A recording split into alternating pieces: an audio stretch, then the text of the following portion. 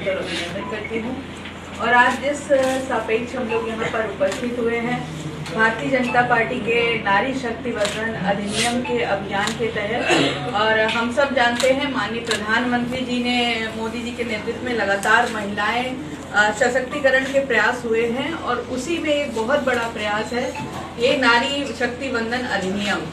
और इसके तहत हम सब जानते हैं प्रत्यक्षम किम प्रमाणम, माननीय प्रधानमंत्री जी ने किस तरह से महिलाओं को सशक्त किया है, महिलाओं के लिए बहुत सारी योजनाएं लाई हैं। और ये जो नारी शक्ति वंदन है वो हमारी भारतीय जनता पार्टी और एनडीए सरकार द्वारा लाया गया है।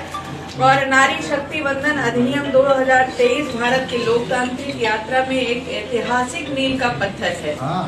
संसद और विधानसभा में महिलाओं के लिए 33% आरक्षण सुनिश्चित करने वाला ये संवैधानिक संशोधन केवल एक कानून नहीं बल्कि देश की करोड़ों माताओं, बहनों और बेटियों के सम्मान का राष्ट्रीय संकल्प है।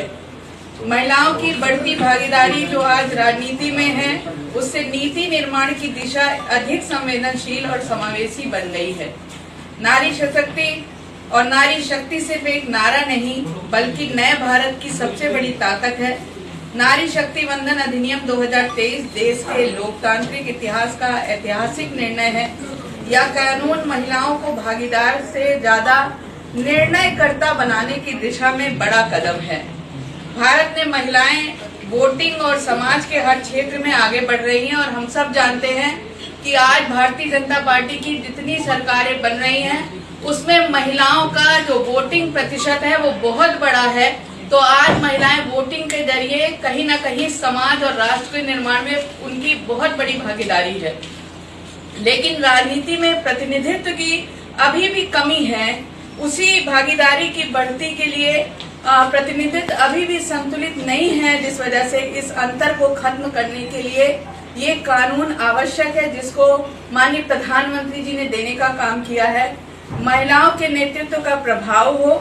पिछले 10 वर्षों में महिला सशक्तिकरण के ठोस परिणाम हुए हैं, जो आप सबने देखा है। 32 करोड़ से अधिक महिलाओं के किस तरह से महिला मोर्चा ने कार्यक्रम तय किए हैं और कब कब क्या कार्यक्रम आयोजित किए जाएंगे, और प्रयागराज में किस तरह से भागीदारी रहेगी? देखिए, माननीय प्रधानमंत्री जी की जो सोच है कि मातृ शक्ति अगर आगे बढ़ेगी तो हमारा परिवार आगे बढ़ेगा, राष्ट्र आगे बढ़ेगा और समाज आगे बढ़ेगा, और उसके लिए महिलाओं का आगे बढ़ना अति आवश्यक है। महिलाएं अभी तक हम लोग देखते आए थे कि लाभार्थी के रूप में थी। हम लोग जानते थे कि महिलाओं को लाभ मिल रहा है। हम अगर अपना राशन कार्ड दे रहे हैं तो उसमें महिलाओं को प्रथम स्थान दे रहे हैं। हम अगर मकान दे रहे हैं तो उसमें महिलाओं की भागीदारी दे रहे हैं। लेकिन कहीं ना कहीं संसद से लेकर विधानसभा तक हमारी भागीदारी कहीं ना कहीं कम है। हम लाभार्थी के रूप में तो हैं, लेकिन हम किसी भी चीज के नीति निर्माता के रूप में नहीं हैं। तो जब महिलाएं की भागीदारी ज्यादा रहेगी तो नीति निर्माण में भी उनकी भागीदारी दिखाई पड़ेगी। और महिला अगर एक नीति बनाती है तो मुझे लगता है वो सभी महिलाओं को बहुत अधिक लाभ मिलेगा उससे। तो इस तहत नारी अभियान के जो नारी वंदन अभियान आया है, उसके तहत माननीय प्रधानमंत्री जी की जो सोच थी कि हम 33% महिलाओं को आरक्षण दें, जिससे ज्यादा से ज्यादा वो संसद और विधानसभा में आ सकें। और जो इसके कार्यक्रम आए हैं वो महिला मोर्चा के माध्यम से होंगे। साथ साथ हमारी पार्टी के जितने मोर्चा हैं और